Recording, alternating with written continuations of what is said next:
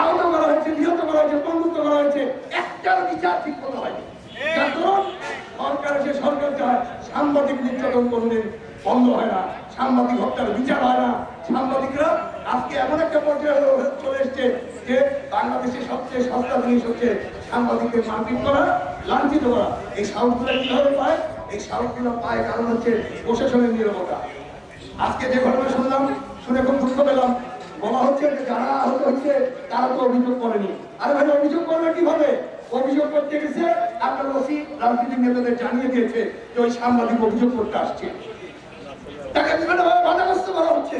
যেখানে এ ব্যাপারে যদি শক্তিশালী অবস্থান নিত লালপুরের বিএনপি নেতারা, তাহলে তাদের দলীয়ভাবে এবং তাদের ব্যক্তিগত মান অনেক উঁচু দিকে দিত এবং আমরা সাংবাদিকরা তাদের সমর্থন করতাম।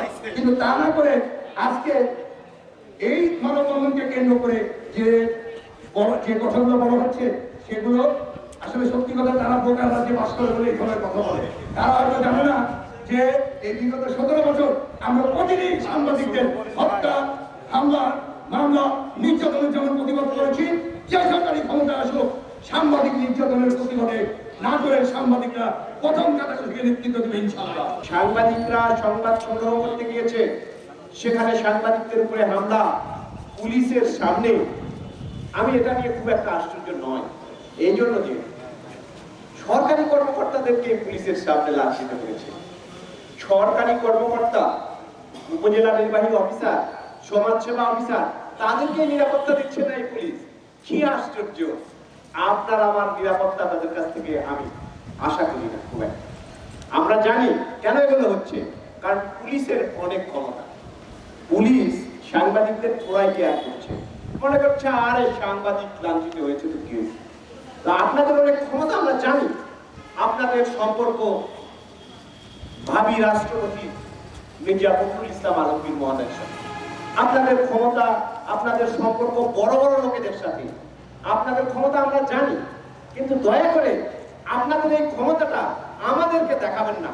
আপনার যে অনেক ক্ষমতা, আপনাদের যে অনেক ক্ষমতা, সেটা এই হামলাকারীদেরকে প্রতিহত করে দেখান। আপনার সামনে, পুলিশের সামনে সরকারি কর্মকর্তা লাঞ্ছিত হচ্ছে, আর আপনারা নিশ্চুপ দাঁড়িয়ে আছেন।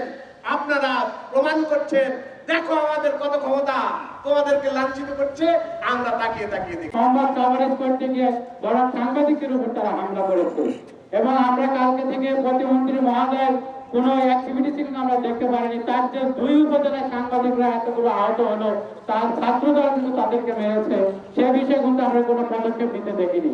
আরো বেশি দুঃখজনক যে ঘটনার সময় কিন্তু পুলিশ ছিল এবং লালপুরের ওসিকে স্থানীয় সাংবাদিকরা তারা অভিযোগ দিতে চেয়েছে, কিন্তু সে ওসি অভিযোগ নেয়নি, বরং অভিযোগের বিষয়ে তিনি এক বিএনপি নেতাকে ফোন করে সে তথ্য ফাঁস করেছে।